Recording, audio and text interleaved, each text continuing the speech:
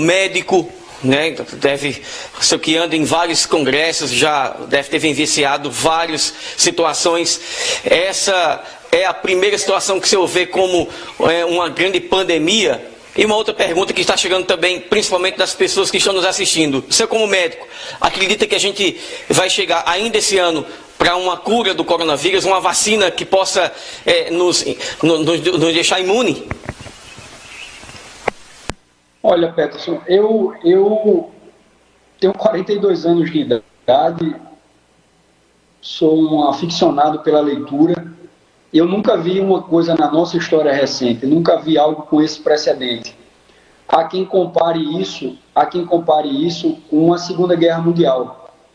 Eu acho que isso é pior, porque a Segunda Guerra Mundial ela privou a Europa, mas ainda assim as pessoas, mesmo as cidades e os países envolvidos, eles se abrigavam nos bunkers,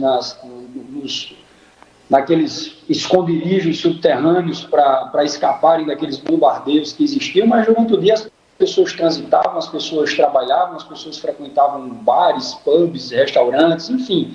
E os outros países, os outros continentes, a vida seguia, né? Se produzia, existia uma indústria, existia um comércio, existia um consumo. Agora não, isso paralisou o mundo, né? A Ásia vive isso. O principal país consumidor e produtor de insumos na área da saúde está afetado, né? A China, agora o Japão, a Europa está vivendo um caos, os Estados Unidos está vivendo um caos e o Brasil está à beira de um caos. Graças a Deus, a gente tem tomado essas medidas de isolamento social, que tem evitado, né? Ontem eu discutia com os amigos da faculdade e foi mostrado um gráfico da cidade de Nova York, que tardou a ter o seu isolamento, em comparação com a cidade de São Francisco. A divergência do número de casos é enorme, porque São Francisco, lá na Califórnia, tomou uma outra atitude de maneira bem mais precoce e ninguém nem escuta falar porque o distanciamento do número de casos é muito grande. Então, esse isolamento ele é importante, o Brasil se antecipou a isso, mas a gente está vivendo um verdadeiro caos. Eu não conheço, eu acho que nesse século, algo tão apavorante, até do século passado, algo tão apavorante como a gente está vivendo. Acredito que, pelo que tenho lido e pelo que tenho acompanhado dos jornalísticos, que é muito precoce para uma vacina, né? A perspectiva de uma vacina é de 1 ano a 1 ano e meio. Então, para a gente ter uma vacina confiável, o tempo é esse. Não dá para a gente pensar em uma vacina para 2020. Eu acho que isso é para meados realmente de 2021. Mas o desespero está na nossa porta. Os americanos estão testando plasma de doentes infectados para ver como vai ser as reações dos novos doentes. Então, isso, a meu ver, eu posso estar falando isso até porque não estou tendo acesso a esses trabalhos, ao que cientificamente está sendo divulgado, mas é uma medida desesperadora. Então, a minha visão hoje é essa, mas, claro, é uma visão de quem não está tendo acesso ainda ao que está sendo divulgado na literatura. Falando isso em termos científicos, né, claro. Falando com a gente, prefeito da cidade de São Francisco, médico e também diretor do hospital aqui da cidade de Souza, o Hospital Santa Terezinha. Prefeito, né? Mas também médico. Diretor do Hospital Santa Terezinha. Falando enquanto o hospital aumentou o contingente no hospital, essa demanda aumentou diante dessa pandemia, doutor João Bosco. E o contingente tem que aumentar também. O senhor, como diretor do hospital, também pudesse nos atualizar também como está o atendimento no Hospital Santa Terezinha.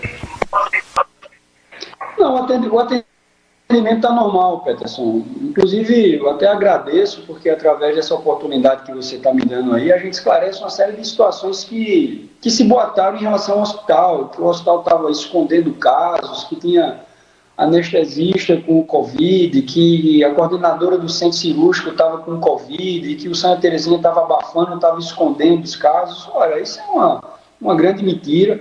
Nós somos uma instituição de 39 anos, nós já passamos por muita coisa, e ninguém sobrevive tanto tempo se não tivesse um trabalho sério, um trabalho transparente, um trabalho decente.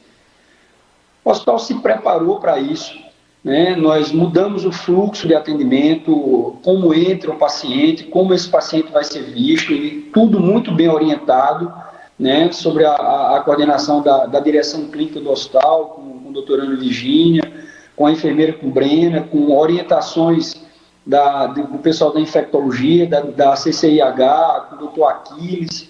Então, enfim, pessoas que foram estudar o assunto, que se organizaram para poder organizar esse fluxo de pacientes no hospital. Nós fizemos alas separadas, separamos uma parte da UTI para receber esses pacientes, mas o que nós tivemos foram casos suspeitos, né, que nenhum deles foi confirmado até agora, mas foram casos suspeitos. O fluxo no hospital está normal, né?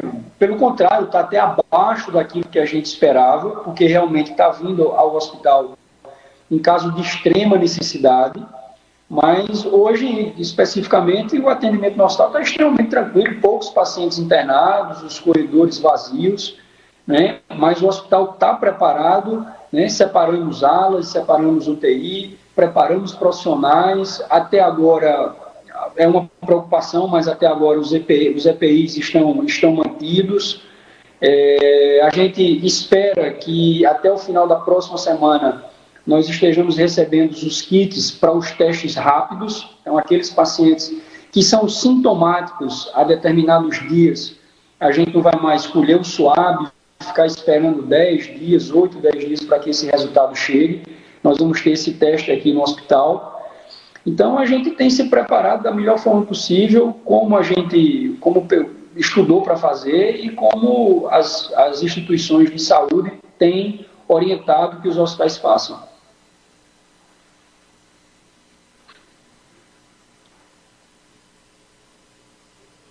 O filho conversando com a gente aqui no Balanço Diário, aqui da TV Diário do Sertão. A gente viu que as mortes, ou as suspeitas de que morreram, foram de pessoas que têm problemas, algum problema pulmonar, ou problema de cardio, ou problema de diabetes, né? Dentro da sua especialidade, doutor, as pessoas que têm problemas intestinais, têm obesidade, são mais gordos, ou então gastros, dentro da especialidade do senhor, isso pode ocasionar também a uma evolução? São pessoas que também estão na área de risco, ao seu ver, na questão também do coronavírus, do Covid-19? Olha, Peterson, nós temos um grupo da faculdade, que a gente discute muitos casos. E o que tem acontecido são alguns colegas que trazem algumas situações de pacientes que desenvolvem um quadro chamado de adenite mesentérica, né? Pacientes que têm o Covid e fazem um quadro de dor abdominal, e essa dor abdominal ela é causada por uma inflamação de gânglios que está nessa estrutura intestinal que é o mesentério. Então, o gânglio é aquele inchaço, aquela íngua que muitas vezes a gente...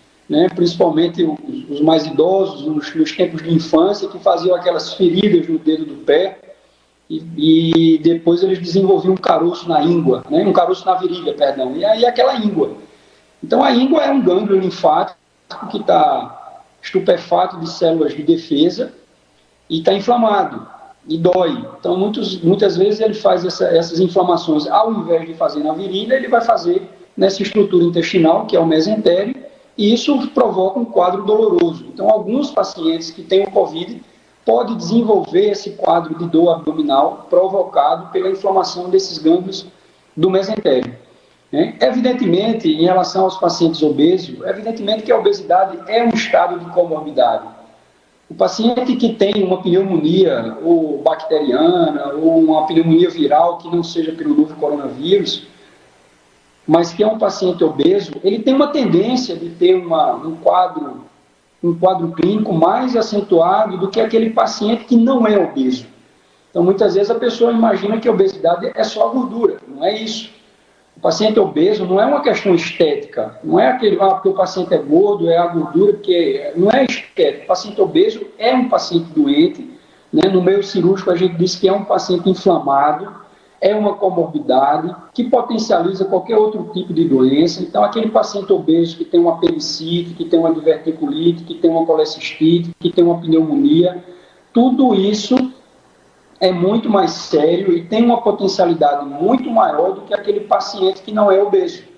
Então, o paciente obeso mórbido, assim como o paciente asmático, o paciente tabagista ou o ex-tabagista, o cardiopata, o diabético, ele tem uma tendência de uma gravidade maior pela Covid-19.